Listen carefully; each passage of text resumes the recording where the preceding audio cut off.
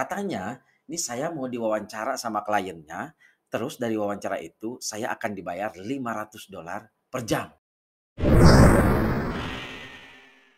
Nah, sebelum kita lanjut ke cerita, saya akan bahas dulu apa yang disebut dengan expert. Karena cerita tadi akan nyambung dengan seseorang yang disebut dengan expert. Expert adalah seseorang yang memiliki pengetahuan dan keahlian yang sangat mendalam dan luas dalam bidang tertentu. Nah, seorang expert biasanya telah menghabiskan banyak waktu dan usaha untuk mempelajari dan menguasai bidangnya, sehingga memiliki pemahaman yang mendalam tentang konsep, tentang teori, dan juga pasti prakteknya, dan tren terbaru di bidangnya. Ketika seseorang diakui sebagai seorang expert, mereka biasanya memiliki reputasi yang sangat tinggi di bidangnya dan seringkali diundang untuk berbicara di forum, di konferensi, atau di seminar-seminar, serta memberikan wawancara atau artikel dalam media. Bahkan sekarang, karena sudah adanya dunia digital, maka biasanya expert itu membuat sebuah channel-channel yang khusus membahas tentang spesifikasi tentang bidang yang mereka geluti. Ada beberapa keuntungan sebenarnya kalau kita menjadi seorang ahli atau expert di bidang tertentu. Di antaranya yang pertama, kita akan, mendapat pengakuan atau reputasi yang baik. Yang kedua, peluang karir menjadi lebih baik karena orang lain atau yang membutuhkan keahlian yang dia miliki, itu ada di sana.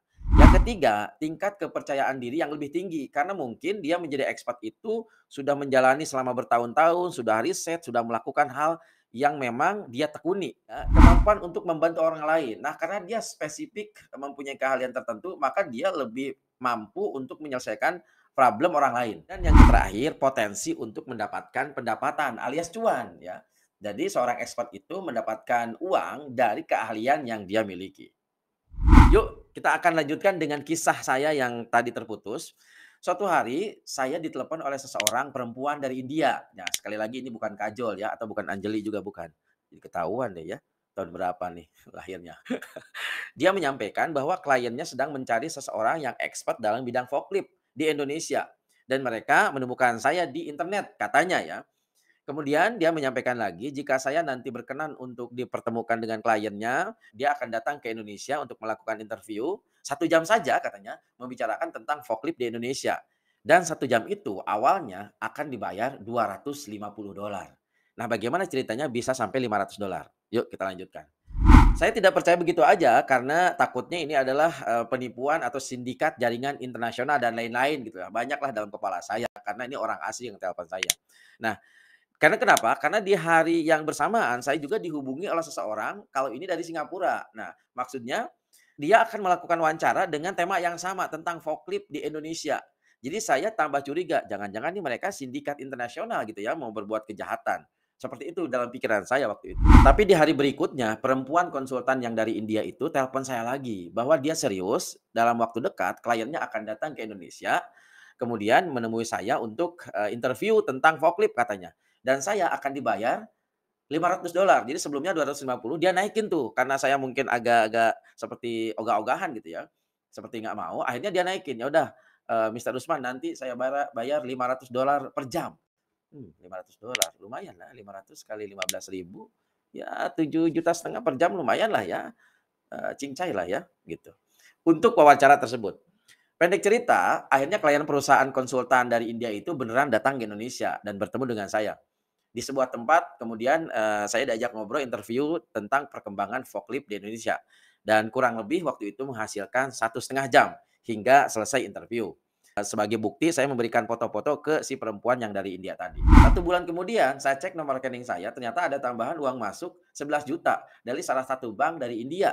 Nah, saya pikir, oh mungkin ini bayaran yang waktu wawancara terakhir saya sama orang Jepang itu kali ya.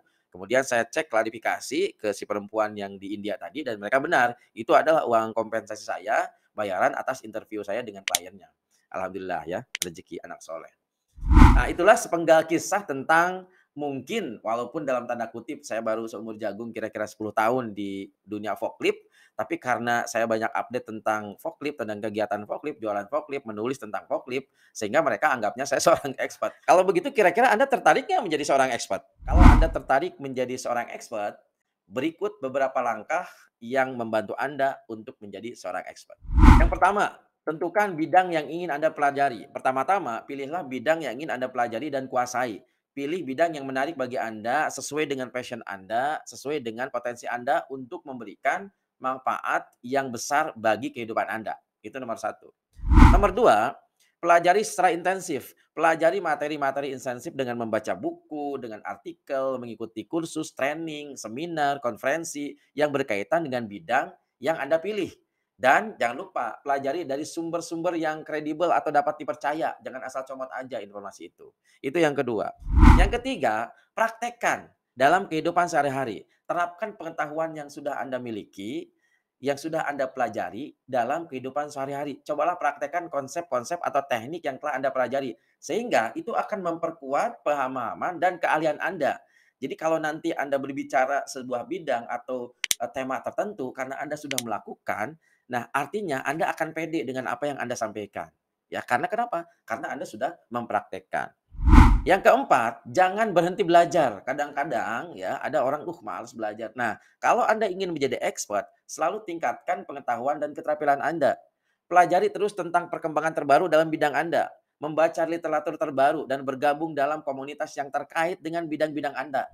Contoh, saya karena ingin menjadi seorang expert dalam bidang alat berat, ada komunitas alat berat, ada komunitas penjual alat berat, ada Pertaabi ya, perkumpulan tenaga ahli alat berat.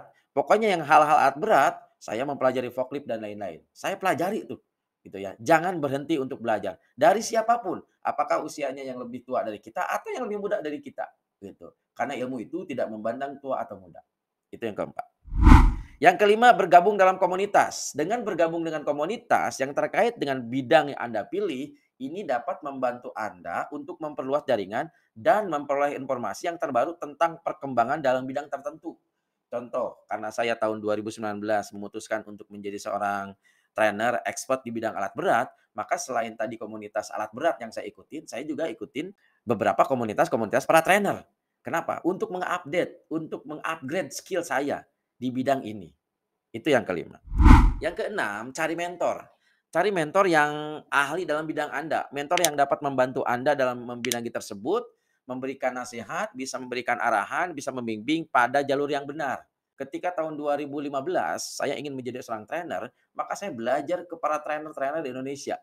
Misalnya Tung Desem Waringin, Pak Oke Hoyanto, kemudian guru bisnis saya, Mas Indrawan Nugroho, kemudian guru public speaking saya, Babe Jamil Ajaini, saya juga pernah belajar ke Mas Iwel. Nah, kalau Anda ingin menjadi seorang expert, maka Anda cari guru yang sesuai dengan bidang Anda. Kemudian yang ketujuh, berlatih dan mendapatkan pengalaman. Cobalah untuk mendapatkan pengalaman, cobalah untuk berlatih, praktekkan apa yang telah Anda miliki, pasti lambat laun Anda akan menjadi seorang expert. Dan jangan lupa ada hukum 10.000 jam. Kalau Anda sudah melewati latihan itu, sudah mempraktekkan, sudah belajar, berguru pada orang-orang yang keren, berguru pada orang-orang yang sesuai dengan bidang Anda, berkumpul dengan beberapa komunitas yang sesuai dengan bidang Anda. Kalau itu sudah dilewati sampai dengan 10.000 jam, bukan Anda yang cari uang, tapi uang yang akan cari Anda. Bagaimana? Apakah Anda tertarik menjadi seorang expert? Tolong komen di bawah ya. Jika tertarik, yuk action, karena ilmu tidak akan merubah hidupmu, tapi yang akan merubah hidupmu adalah action berdasarkan ilmu. Terima kasih. Saya Usman Effendi. Jika channel ini bermanfaat, yuk bantu like, share, dan subscribe. Assalamualaikum warahmatullahi wabarakatuh.